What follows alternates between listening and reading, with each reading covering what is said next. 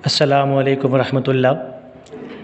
Physics class 9 important numericals part 2 के साथ मैं हूं जाफ़र हसनैन और उम्मीद है कि आपने पार्ट 1 को बड़ा एंजॉय किया होगा। उसी एंजॉयमेंट को आगे बढ़ाते हुए और फ़िज़िक्स को आसान बनाते हुए आपको मज़ीद चैप्टर 1 के जो रिमेनिंग न्यूमेरिकल्स रह गए हैं उनकी तरफ लेके जाना चाहूँगा। आगाज़ करते हैं क्लास 1.5 की तरफ। आप लोगों के पिछले कमेंट्स का बेहद शुक्रिया।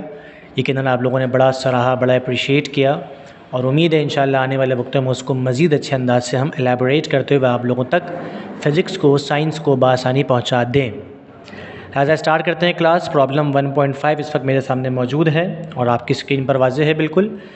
कहता है कि right the following quantities in standard form, यानी जो हमें क्वांटिटीज़ दी हुई हैं, फ़िज़िकल क्वांटिटीज़ जो हमें वैल्यूज़ दी हुई हैं, इसे हमने स्टैंडर्ड फॉर्म में लिखना है। स्टैंडर्ड फॉर्म से मुराद ये होता है कि आपके पास जो भी वैल्यू हो वो साइंटिफिक नोटेशन में मौजूद हो, which is something like called an standard form.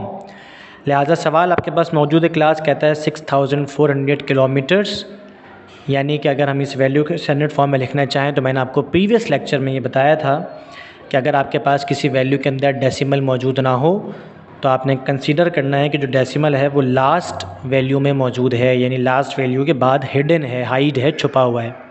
लिहाजा अगर मेरा डेसिमल यहाँ पर है और मैं इसको उठा के यहाँ से यहाँ लाना चाहूँ तो मैं इसको मूव करवाऊँगा। जब मैं इसको मूव करवाऊँगा क्लास तो ये हो जाएगा 1, 2 और 3, यानी 3 डिग्री शिफ्ट हो जाएगा, 3 डिजिट शिफ्ट हो जाएगा।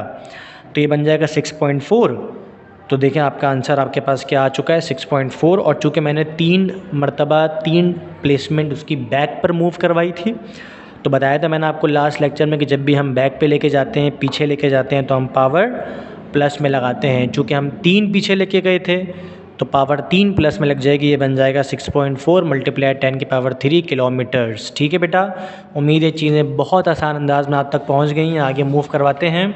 हमारे पास जो हमारा नेक्स्ट क्वेश्चन है वो है 3,80,000 किलोमीटर। ये क्वान्टिटी उन्होंने आपको दे दी है और क्या कह रहा है कि आपको किस में लिखना है, इसको स्टैंडर्ड फॉर्म में लिखना है। जब आपने इसको कन्वर्ट करना है, वही वाली बात, same logic, same technique, same strategy, no issue at all, very simple exactly. तो चूँकि मेरे पास इस वक्त मेरी वैल्यू में डेसिमल मौजूद नहीं है, हम इस डेसिमल को यहाँ से मूव करवाएंगे। कहाँ है आप सबको पता है, हाइड हुआ हुआ है, हिडन है लास्ट वैल्यू के बाद। तो मैं डेसिमल को यहाँ से उठाऊँगा। आप ज़रा गौर से देखिएगा, बहुत प्रिसाइज कर कर कि मेरा डेसिमल अगर यहाँ है और मैं इसको पीछे लेके जा रहा हूँ तो 1, 2, 3, 4, 5, मैं इसको 5 डिजिट पीछे लाया हूँ, यानी मैं इसको इस जगह पे लाया हूँ। तो ये बन चुका है 3.8 मल्टीप्लाई 10 की पावर, चूँकि 5 पीछे लेके गया था तो ये बन गया 5। It becomes 3.8 exponent 5 kilometres. ठीक है क्लास, अगर हम आगे मूव करें तो मेरे पास जो नेक्स्ट वैल्यू है वो है 3 और 3 के बाद मेरे पास टोटल 8 ज़ीरोज़ हैं। तो ये एक क्वेश्चन है।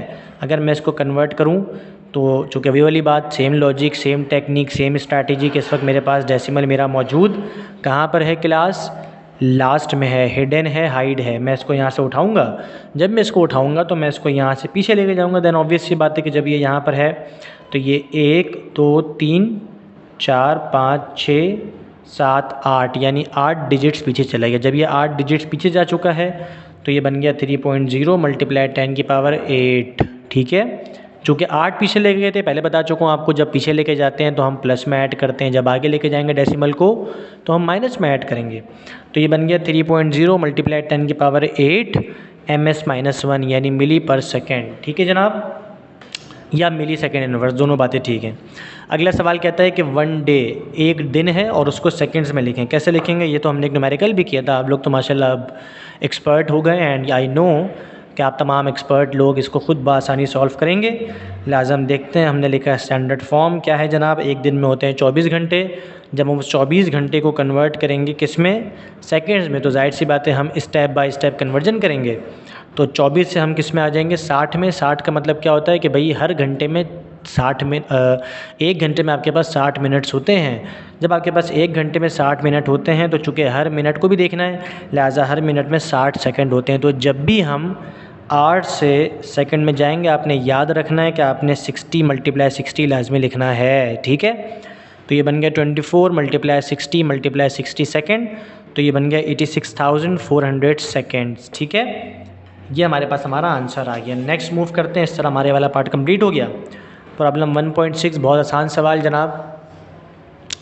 मुलाहिज़ा कीजिएगा, कहता है on closing the jaws of a vernier caliper. आप तमाम लोगों ने वर्नियर कैलिपर देखा हुआ है, जो कि एक फ़िज़िकल मेजरिंग इंस्ट्रूमेंट है जिसके ज़रिए हम मुख्तलिफ़ स्मॉलेस्ट क्वांटिटीज़ की मेजरमेंट करते हैं, उनके लेंथ, विड्थ और डेप्थ को हम देखते हैं।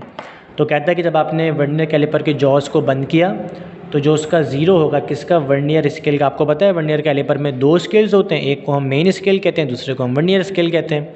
तो जो हमारे पास हमारा वर्नियर स्केल है उसका जो ज़ीरो होगा, अगर वो क्या कहता है, zero of the vernier scale is on the right of its main scale. यानी हमारे पास दो स्केल्स हैं, सपोज़ करें ये है, सपोज़ करें ये जो ब्लैक मार्कर है क्लास की हमारा मेन स्केल है और ये जो रेड मार्कर है ये हमारा वर्नियर स्केल है। उसने क्या बोला, zero of the vernier scale is on the right of its main. अगर आपका वर्नियर कैलिपर ठीक है और इसमें कोई एरर नहीं है तो इसका मतलब ये होगा कि दोनों स्केल एक दूसरे के साथ कोइंसाइड करेंगे। ये रहा हमारा मेन स्केल, ये रहा हमारा वर्नियर स्केल।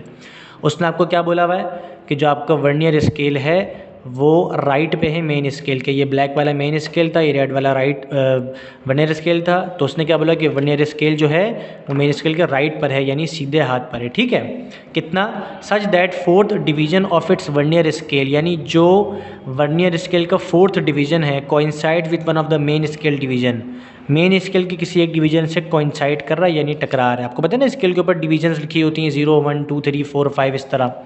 फिर कहता है कि find zero error and zero correction. चूँकि ये दोनों कोइंसाइड नहीं कर रहे हैं, ऑटोमेटिकली आपका जो वर्नियर स्केल है वो मेन स्केल से आगे है, लिहाजा इसके अंदर एरर है। कौन सा एरर है class, that is zero error. तो हमें बेसिकली उस ज़ीरो एरर को ठीक करना है। ठीक है, क्या कहता है, सोल्यूशन लिखा हमने कहा number of division of vernier scale 4। भाई वर्नियर स्केल ये रेड वाला था, इसमें 4 का मसला है, 4 डिवीजन आगे। Least count of vernier caliper is 0.01 centimetre. जो वर्नियर कैलिपर का लीस्ट काउंट होता है वो 0.01 सेंटी होता है। ये दो बातें हमने लिखी।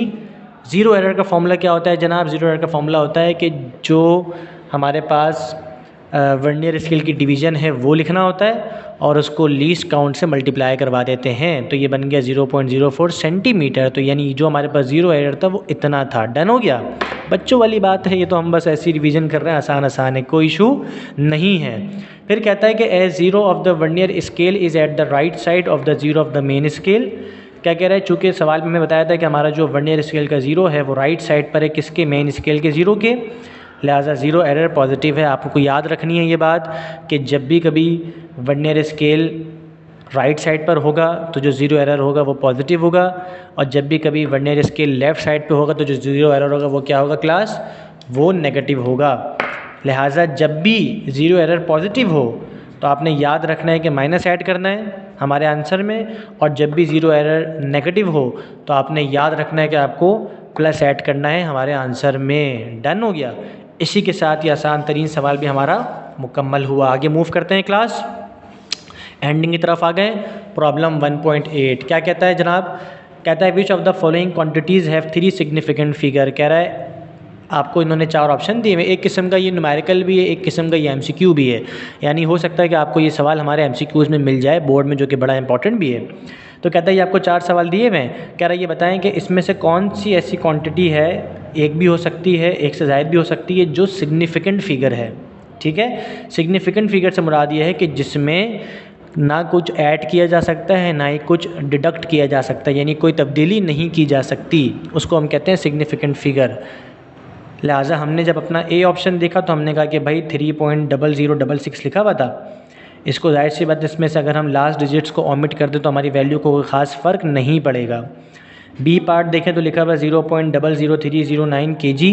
ये जो पूरी की पूरी वैल्यू है इसमें डेसिमल के बाद ज़ीरो है, इसलिए उसको हम ऑफ नहीं कर सकते, और चूँकि एंड में जो वैल्यूज़ हैं वो नॉन ज़ीरोज़ हैं उनको भी ओमिट नहीं किया जा सकता। लिहाजा जो ये वाली वैल्यू है ये हमारी सिग्निफिकेंट फ़िगर है, इसको हम चेंज नहीं कर सकते।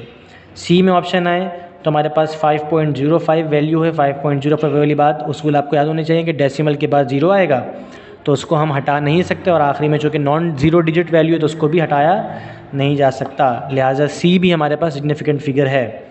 अगर हम डी की बात करें तो 2001 सेकेंड्स हमारे पास लिखा हुआ है, तो जो हमारा लास्ट वाला ऑप्शन है, जो हमारा लास्ट वाला पॉइंट है, इसमें से हम चेंजिंग कर सकते हैं। लिहाजा बी और सी जो दो हमारे पास ऑप्शन थे ये हमारे सिग्निफिकेंट फ़िगर हैं। क्विकली आगे मूव करते हैं। उम्मीद है कि यहाँ तक का लेक्चर आपको